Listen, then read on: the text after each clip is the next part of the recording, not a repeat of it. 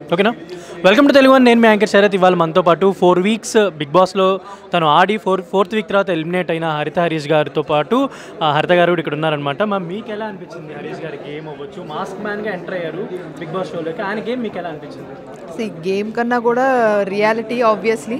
So బాగా అనిపించింది. ఆయన బయట ఎలా ఉంటారో రియల్గానే అదే ట్రూ సైడ్ కూడా ఆయన లోపల కూడా కంటిన్యూ చేశారు. స్టాండ్ తీసుకోవాల్సిన దగ్గర స్టాండ్ తీసుకున్నారు, మాట్లాడాల్సిన దగ్గర మాట్లాడారు, నచ్చని దగ్గర నచ్చలేదని చెప్పారు, నచ్చిన దగ్గర నచ్చిందని చెప్పారు. ఆబ్వియస్లీ సో ఆయన ట్రూ పర్సనాలిటీ ఎలా ఉందో అలాగే ఉన్నారు. యాక్చువల్లీ మీకు మీడియా అనేది కొంచెం బాగా ఇష్టం, వీడియోస్ చేయడం ఇవన్నీ కూడా. బట్ ఆయనకి కొంచెం ఎక్స్పీరియన్స్ లేదు, అలవాటు కూడా లేదు కెమెరాస్ ముందు ఎలా ఉండాలి ఏంటి అనేది. ఫస్ట్ వీక్ షోకి వెళ్ళిన తర్వాత ఆయన కొంచెం అలవాటు చేసుకోవడానికి కొంచెం టైం పట్టిందని అనుకోవచ్చా మీ దృష్టిలో? టైం పట్టింది. టు బీ ఫ్రాంక్ ఆయనకి కాదు, నాకు కూడా అంత ఇది లేదు. దో నేను కెమెరాస్లో కొన్ని షూటింగ్స్ అవి చేశాను కానీ ఇంట్లో ఇన్ మై స్టూడియో. బట్ అది ఆయన ప్రోత్సాహంతోనే, because it was not it was my idea to be in to the social media యాక్చువల్గా. సో ఇది మొత్తం మన హరిత హరీష్ అనేది సోషల్ మీడియాలో వెళ్ళాలి, ఒక జర్నీ చూపించాలి, how a couple should be అనేది. సో అది కనిపించాలని చెప్పేసి ఉద్దేశంతో ఆయన స్టార్ట్ చేయడం జరిగింది. సో ఆబ్వియస్లీ ఇద్దరం అనుకున్నాము. సో మేజర్ కాంట్రిబ్యూషన్ ఆయనదే. So it was completely new for me actually. ఆయన కన్నా కూడా ఆయనకి కూడా న్యూ. మోర్ ఓవర్ ఆయనకి ఏంటంటే ఇది ఫిజికల్గా కానీ ఏదైనా పర్సనాలిటీ వైజ్గా కానీ కొంచెం లుక్స్ వైజ్గా కానీ so is little bit conscious. Because ఆయన ప్రీవియస్లో ఆయన టీనేజ్లో ఉన్నప్పుడు ఈజ్ లైక్ అందరు బ్రాహ్మిన్స్ అబ్బాయా అని చెప్పేసి అడిగేవాళ్ళు. సో ఆ పర్స్పెక్టివ్ మీద సో ఆయనకు కొంచెం క్రియేటివిటీ కూడా ఎక్కువ. సో అలాగే మా వీడియో స్టార్ట్ చేయడంలో కూడా ఆయన ఏంటంటే మాస్క్ పెట్టుకుని చేద్దాము. సో అంటే 2 థింగ్స్. వన్, నాకు కూడా కొంచెం కాన్ఫిడెన్స్తో నేను కెమెరాకి ముందుకు రాగలుగుతాను. అండ్ మోర్ ఓవర్ నేను ఏంటంటే క్యూరియాసిటీ కూడా ఉంటుంది జనాల్లో, like who is that mask person అని చెప్పేసి. సో అది బిగ్ బాస్ కూడా అలా క్యారీ అయిందనమాట. So from our videos. Celebrities ఈ రౌండ్స్ ఇవన్నీ జరుగుతున్నాయి కదా, కామనర్స్ వర్సెస్ సెలబ్రిటీస్. సో సెలబ్రిటీస్తో గొడవలు పడుతున్నప్పుడు కానీ వాళ్ళతో ఇంటరాక్ట్ అయ్యేటప్పుడు కానీ అంటే ఓట్స్ పడవు అనేది ఏమన్నా మైండ్లో ఉండి ఆడారు అనుకోవచ్చా? That's what it is. ఆయనకి అసలు అలా లేదు. He is not at all aware of that process, neither my self.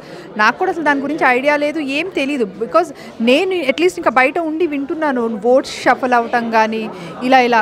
So ఆయన ఫస్ట్ నుంచి కూడా ఒకటే క్లారిటీతో ఉన్నారు. ఏంటంటే ఇంటర్వ్యూస్ ఇచ్చినప్పుడు కూడా ఏంటంటే నా నేచర్ ఆర్ నా గేమ్, నా రియాలిటీ నచ్చితేనే నాకు ఓటు వేయండి. ఎక్కడ కూడా ఎవరిని కూడా ఆయన నాకు ఓటు వేయండి అని చెప్పి స్ట్రేట్ అవే ఎవరిని అడగలేదు. అండ్ ఈవెన్ నన్ను కూడా అడగద్దు అని చెప్పేసి నన్ను అన్నారు. పిఆర్ ఏమీ వద్దని అన్నారు. బికాజ్ ఎవరైనా సరే వచ్చి ఆయన నేచర్కి ఆయన పర్సనాలిటీకి కనెక్ట్ అయ్యే వాళ్ళని కావాలని అనుకున్నారు. సో అలాగే కొంతమందినైనా సరే సంపాదించుకున్నారని చెప్పి నేను ఫీల్ అవుతున్నా, హ్యాపీ ఫీల్ అవుతున్నా. రియాలిటీలో అవ్వచ్చు, గేమ్లో అవ్వచ్చు, ఏదైనా స్ట్రైట్ ఫార్వర్డ్ మాట్లాడే వాళ్ళు కానీ మనసులో అనిపించింది మాట్లాడే వాళ్ళకి కూడా శత్రువులు ఎక్కువ ఉంటారు కదా, అది ఏం ప్రాబ్లం అవ్వదా మరి? లైఫ్లో అవ్వచ్చు, షోలో అవ్వచ్చు, ఎక్కడైనా కూడా ఉంటారు డెఫినెట్గా. ఇప్పుడు ఆ శత్రుత్వం క్యారీ చేయాలి అని అంటే డెఫినెట్గా కూర్చుని మాట్లాడుకుంటే డెఫినెట్గా అది సార్ట్ అవుతుంది. సో ఈ శత్రుత్వం అనేది ఫస్ట్ అసలు దేనికోసం, ఎందుకో, ఏం నచ్చలేదో పాయింట్ టు పాయింట్ కన్స్ట్రక్టివ్గా మాట్లాడుకుంటే డెఫినెట్లీ అంత పెద్ద శత్రుత్వం అయితే ఉండదనేసి నేను అనుకుంటాను. ఎందుకంటే మీరు చూశారు ఇప్పుడు సంజనా గారు ఆల్రెడీ వచ్చి ఇంత చేసినా కూడా మళ్ళీ మీరు నాకు అండా బుజ్జి చేసి పెడతారా అని చెప్పి ఆవిడే వచ్చి అడిగింది. So end of the day we're all human beings. అంత పెద్ద పెద్ద శత్రుత్వాలు ఉండేవన్నంతగా ఏం ఉండదు అక్కడ యాక్చువల్గా మాట్లాడుకుంటే. చూశారు కాబట్టి ఎవరితో కొంచెం బాగా మింగిల్ అయింటే బాగుండేదని మీకు అనిపించింది పర్సనల్లీ?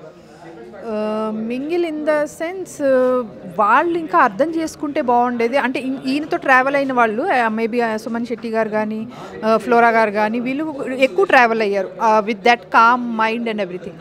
సో వాళ్ళు ఇంకా కొంచెం అర్థం చేసుకున్నట్టే బాగుండేది. But they turned up for the show format అనమాట.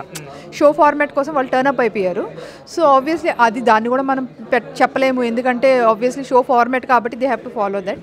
ఇంకా అందుకనే 4 వీక్స్ తర్వాతనే అంటే వెంటనే ఎలిమినేట్ అవుతారని మీరు అనుకున్నారా? లేదు, నేను అనుకోలేదు అసలు 4 వీక్స్ తర్వాతే బయటకు వస్తారనేసి అనుకోలేదు. అండ్ లాస్ట్ 2 వీక్స్ నుంచి కూడా ఆయన సెకండ్ ప్లేస్లో సేవ్ అవుతూ వచ్చారు. సో ఈసారి స్ట్రైట్ అవే థర్డ్ ప్లేస్లో కూడా లేకుండా ఆల్మోస్ట్ బాటమ్ 6 and 5th ప్లేస్కే వచ్చేసారు అని అన్నప్పుడు ఆబ్వియస్లీ అనిపించింది బికాజ్ చెప్పాను కదా, ఇది it's a personality show and మనం అసలు ఏమేమి కన్సిడర్ చేస్తామనే అన్ని పాయింట్స్ ఆయనలో ఉన్నాయి.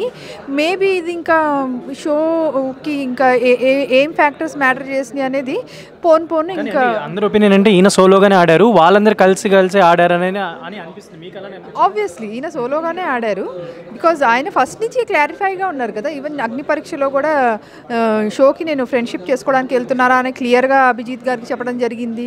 And he is very much clear on that because ఒకసారి వాళ్ళతో ఫ్రెండ్షిప్ చేస్తే హీ కెనాట్, బికాజ్ ఎలిమినేషన్స్ వస్తాయి, అది హార్ష్గా ఒక పాయింట్స్ మనం పెట్టాల్సిన సిచ్యువేషన్ వస్తుంది. అంటే that you did this wrong, that's the reason I'm nominating you అనే సిచ్యువేషన్స్ వస్తాయి. There he don't wants to low అవ్వడం కానీ డల్ అయిపోవడం కానీ ఆయనకి ఇష్టం లేదు కాబట్టి సో ఫస్ట్ నుంచి బయట ఇప్పుడు వచ్చినాక అందరూ ఫ్రెండ్సే మళ్ళీ ఆబ్వియస్లీ. సో లోపల మాత్రం హీ మెయింటైన్ దాట్ ఫ్రెండ్షిప్ ఉంటే హార్ట్లో ఉంటుంది, బట్ గేమ్ వైజ్గానే వెళ్ళాలి, అందుకే ఎక్కువ క్లోజ్ అవ్వకుండా ఎవరితోనూ అలా హీ మెయింటైన్ దట్. సంజన గారు అవ్వచ్చు, ఇమాన్యుయల్ గారు అవ్వచ్చు, ఈ కన్వర్సేషన్స్ అన్ని మీరు మొత్తం చూశారు కాబట్టి ఎవరు ఈయనకంటే ముందు ఎలిమినేట్ అయితే బాగుండని మీకు అనిపించింది? ఇప్పుడున్న వాళ్ళల్లోనా ఆబ్వియస్లీ ఫ్లోరా గారు.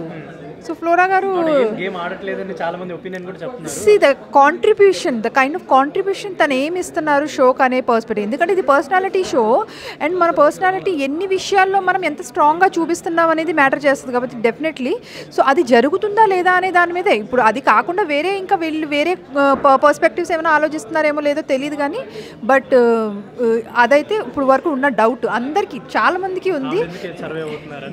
సర్వే అదే అంటున్నా, కాంట్రిబ్యూషన్ ఏంటి షో పట్ల కాంట్రిబ్యూషన్ ఏంటి అనేది. సో ఎవ్రీబడి ఈజ్, ఇప్పుడు సుమన్ శెట్టి గారు ఉన్నారు, లైక్ అసలు ఎవరు ఎక్స్పెక్ట్ చేయలేదు ఆయన, but the kind of performance wow అనిపించారు. అలా ఫ్లోరా గారు నాకు ఎక్కడ కూడా వావ్ అనిపించలేదు. అది